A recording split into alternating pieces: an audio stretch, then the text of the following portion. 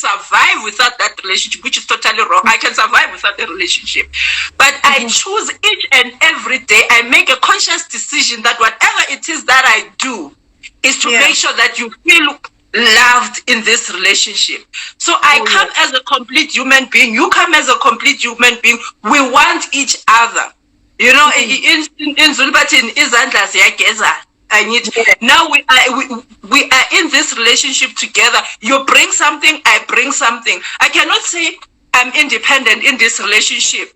How does it get in that? I don't get that concept in a relationship for me. I think what we need to understand is that as a woman, you play a certain role in that relationship, and the other partner plays a certain role in that relationship, and you come together, you make something that is big. So 1 and 1 doesn't become 2. 1 and 1 becomes something else bigger than 2, because then it becomes 11 because 2 complete human beings are coming together to create something that is bigger than them. It's not like you get there and you are swallowed in the relationship, because one of the things that, and if I speak about individuality in this case, I say I come in as an individual. I come in knowing who I am. Very important.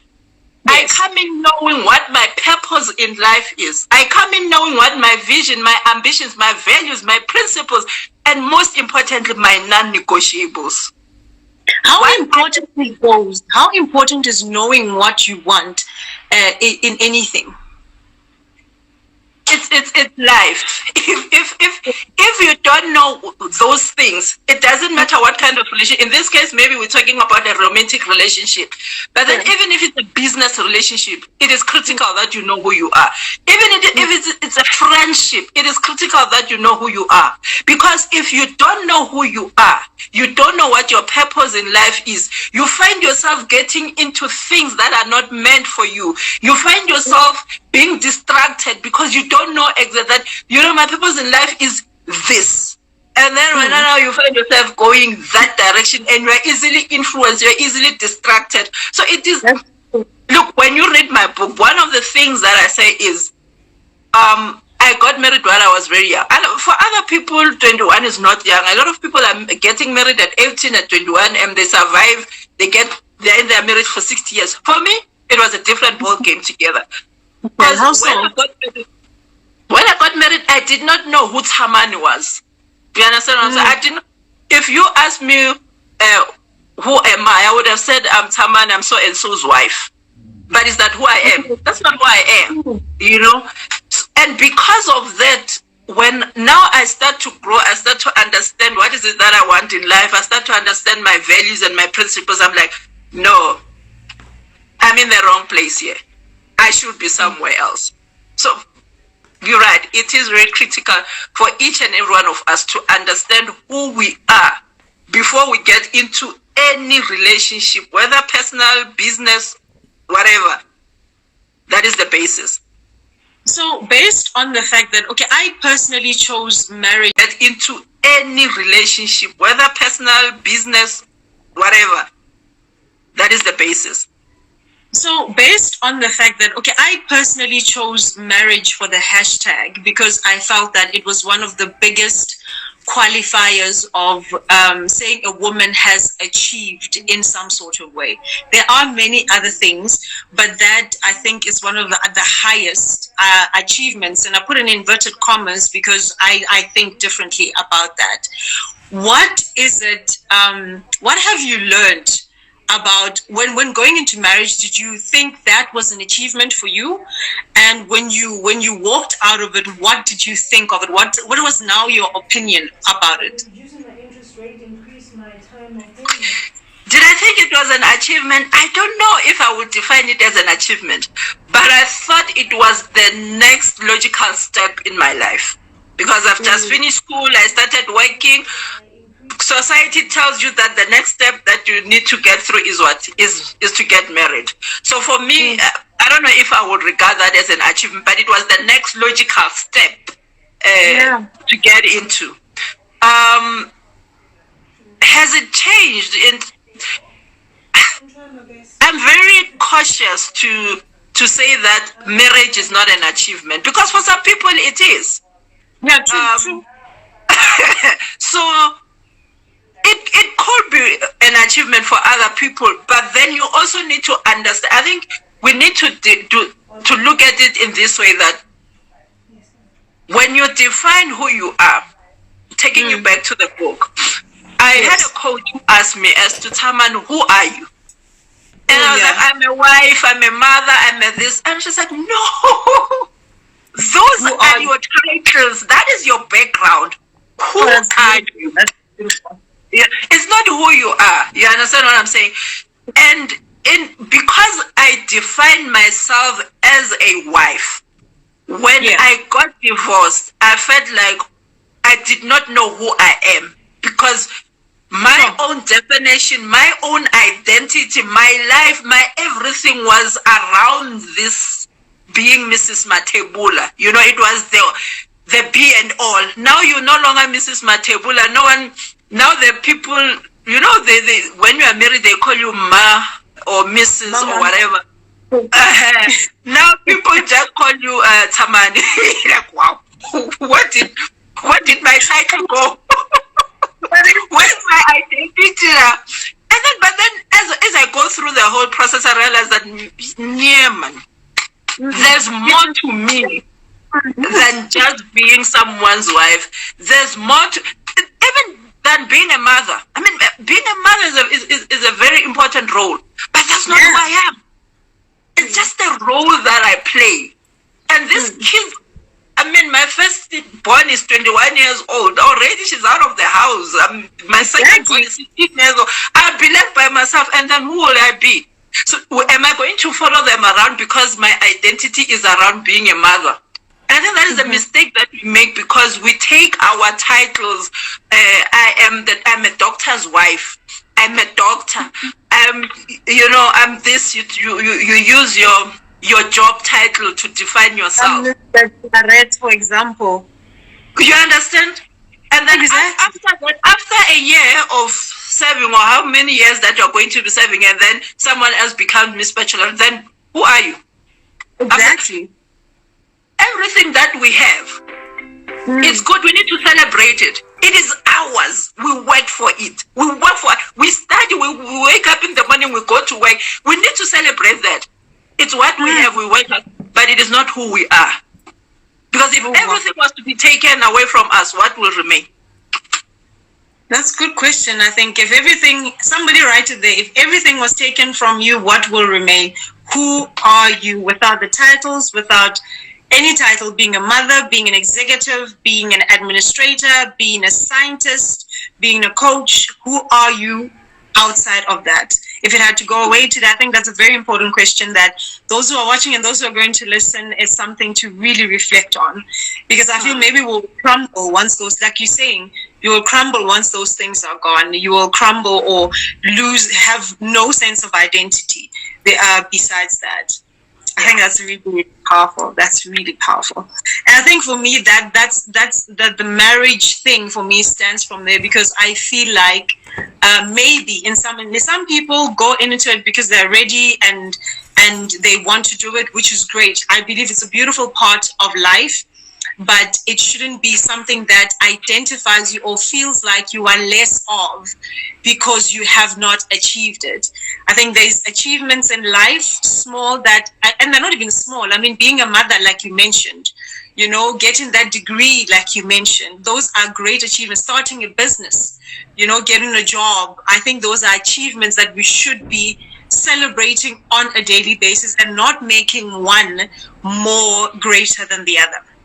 I don't know what you think about that. No, 100%. Like I'm saying, these are, you know, I always say, if you married, good for you. God has blessed you with the marriage. My sister used to say, Tshamani, marriage is not a right. It is a privilege. So you must celebrate it. You must celebrate it when you have it. Don't think that it is your right to be married. And therefore, everyone who is not married, it means they are not blessed.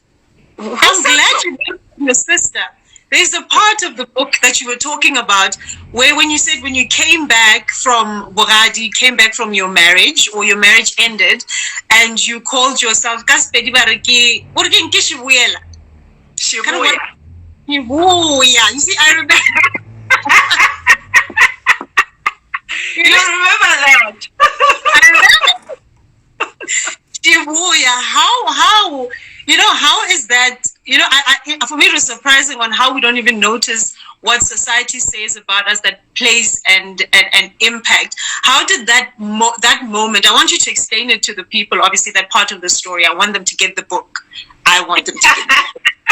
So I want you to just talk about that story a bit so people can understand where I get it from as well. So, well, hopefully there are Tshamani people watching, but I've seen yes, hopefully there will be more. So in my language, and obviously in yours as well, when a woman comes back from marriage, there is this derogatory word that is used, ushibuya, ubuyile. And when you dig deeper, it's like you have failed. And remember, long time ago, most women did not work, and they did not have their own things. So if your marriage failed and you came back home, there was no let's share 50-50 or I'll go to my own house. You had to go back home to your mother's or your father's place, and you find that your brother there has got his wife and kids. Now they're staying there. It is his house. Now, when you go back home, you're going back to his house now, to his family. Yeah. And you're not working. It means now the brother must take care of his wife, family, and you as well. Because now, you are a burden. You understand? And we jokingly use those words. I mean, for me, I was just joking. I'm like, oh, and she got angry with me. She's like, I love this. And you well. So she and then and I never really thought about it as to what it means. And then she explained it to me that, when I left my marriage, I went and lived in a flat. I didn't even go home. I just called them and I said, hey guys, I'm out of that house. I'm now living in the flat. I didn't go home. I went and lived in my own flat. I paid my own dues. I continued working. I did not even ask a cent from anyone because, okay, so here's another thing, guys, that you need to know. Yes. And I'm going to be naughty here, ladies. Okay. Always make sure you have a private account somewhere. Always save. Save money. Yeah. When you pay 10% to church, to the pastor, also pay your 10% in your savings account. Yeah. Because, look, it's not even about maybe getting out of there and making sure that you can pay your rent, you can go whatever. But just to take care of yourself, you always need to have a savings, somewhere. Yeah. Yeah. So I had my savings somewhere. When I left, I did not call anyone for a cent. I just went and looked for my flat and I paid my own dues. So my sister was telling me that not even a single day have you ever called any one of us. I've got 4 siblings. Have you ever called any one of us and said, Kiashota Mona? Actually, they're the ones who sometimes call me and say, Tshamani Riashota. You understand? So, yeah. And I'm saying, so you don't become a burden to someone else, and you make an informed decision.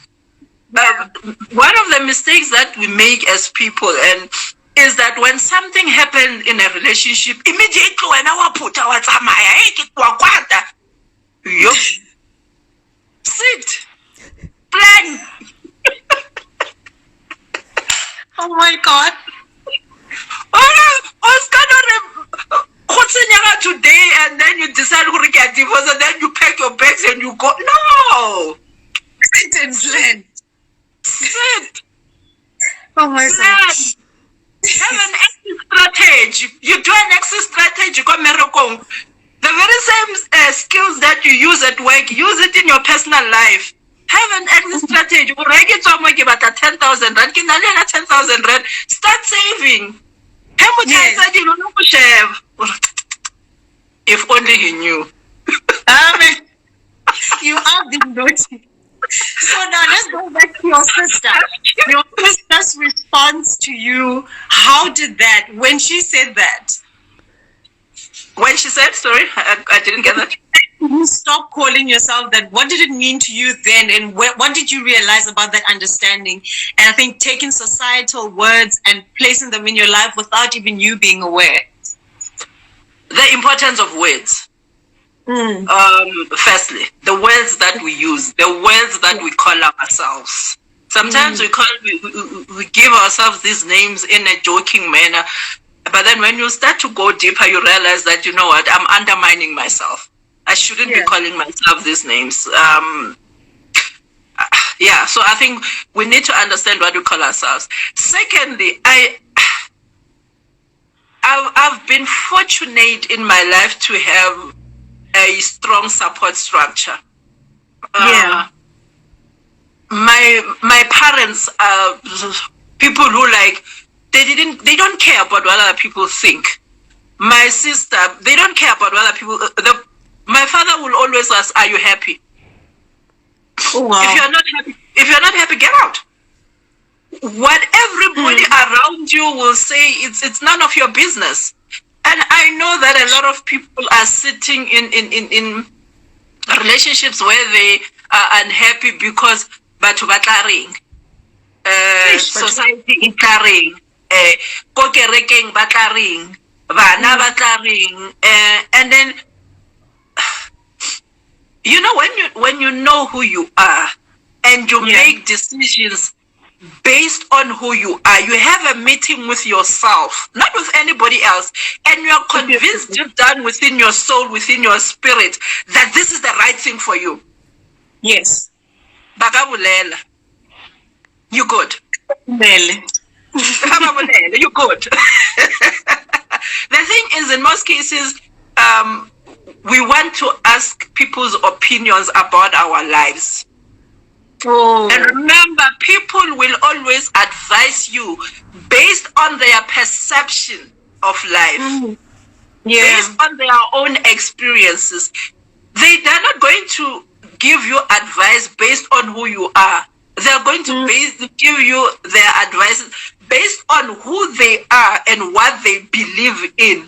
So if when you are not centered and you don't believe in your own capability to make decisions that are centered somewhere, you'll be misled. Every day, and people don't even care. They don't care. They're sleeping. Whether you're not, you're crying the whole night. But you can't make a decision because society is chlorine. And then if Babulela, then what? Are you going to die? Is it going to be the end of the world that they talk about you? I guess not. Take the price of bread. So Tshamani, I want to read some of the comments. So I don't know what you got on your side, because I think we should share these comments. Let's start. Somebody said 1 + 1 is 1. Remember the one who was saying 1 + 1 is 11. 1 + 1 is 1. Makes sense. Remember that scripture that says a man and a woman cleave together and become one flesh.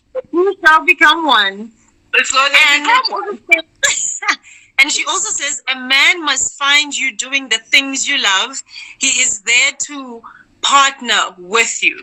I think that's absolutely amazing. Yeah, boo. And they love your description of interdependence. And Mashiro says, I think being independent does not mean that you don't value the input or contribution of others in one's life. And hashtag the goal is me is very important to know yourself before engaging in marriage or career or any other aspect of your life. Zanele says, it's also important to mention that you don't get into a relationship the minute you think you fully know yourself, because we are forever evolving. I think that's also quite amazing. And even when you're in a relationship, you will evolve. So you never look as human beings. We are always in a state of becoming, and Yes. sometimes we don't know what we are becoming, but you know on a daily basis that you are becoming something. So Yeah. you evolve daily. And somebody's calling you a queen. Shadi says, "Hey, queens." Ah, that's Shadi's. I can't see And the comment from my side. I know. I'm sorry. They said when everything is wrong, will you remain? And someone saying, "Can we also?"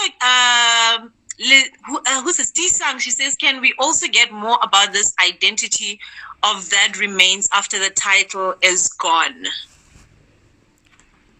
Oh yeah, that's so sad. My question is, what label do they give to the men who are divorced? You know, you know what? I've never heard of a label of a man who is divorced.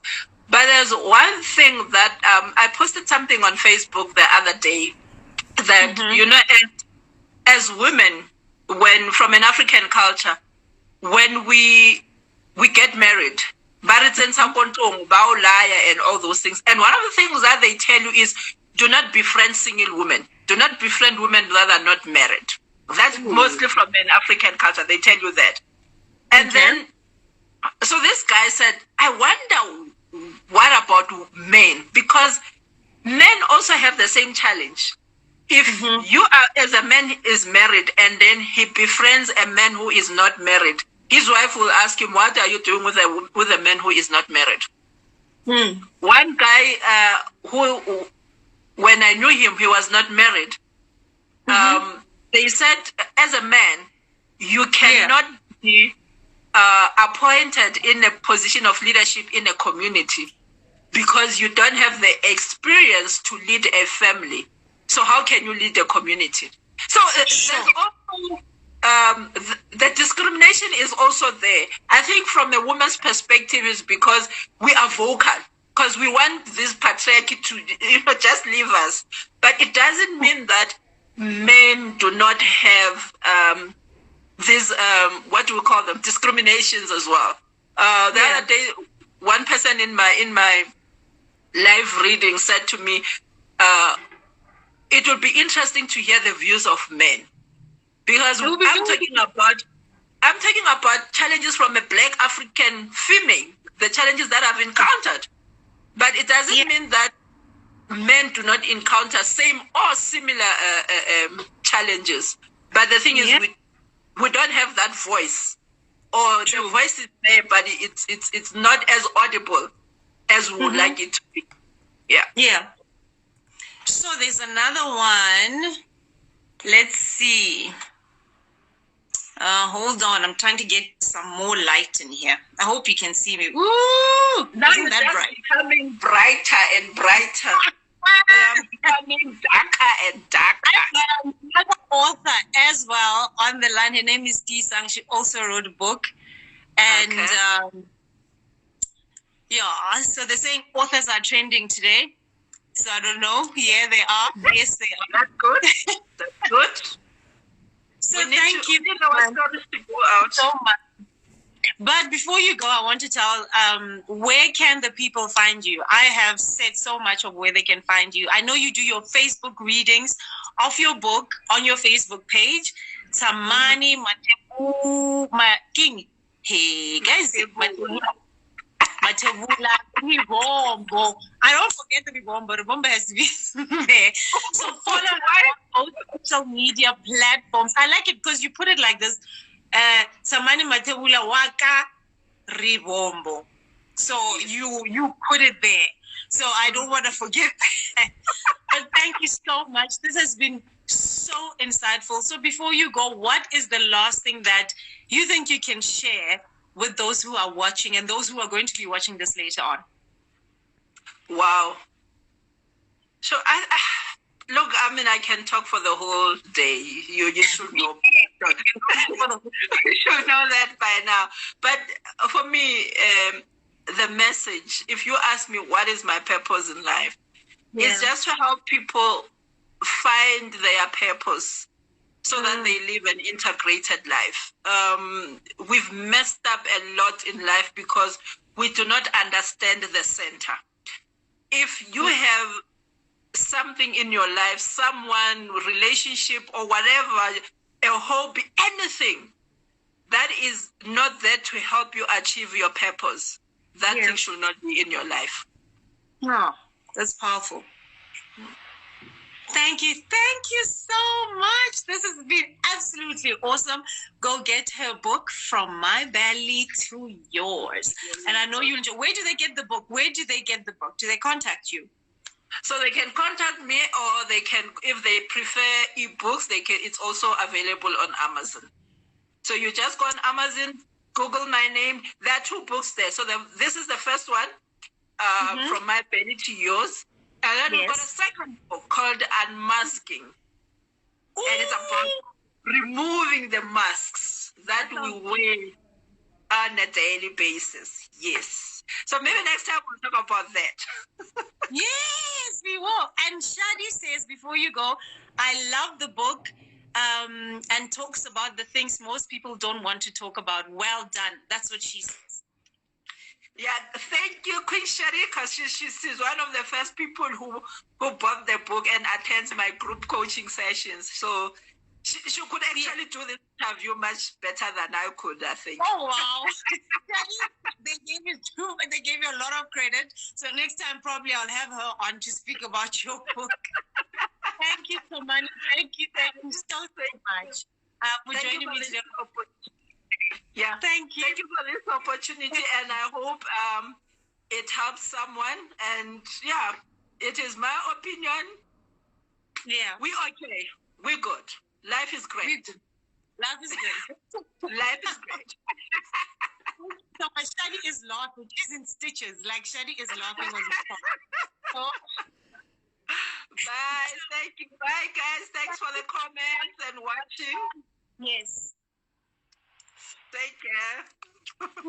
Take care of yourself. Thank you so much, guys, for watching. That was Tshamani. That is Tshamani. And follow her on all her media platforms, on Instagram and on Facebook to get her book.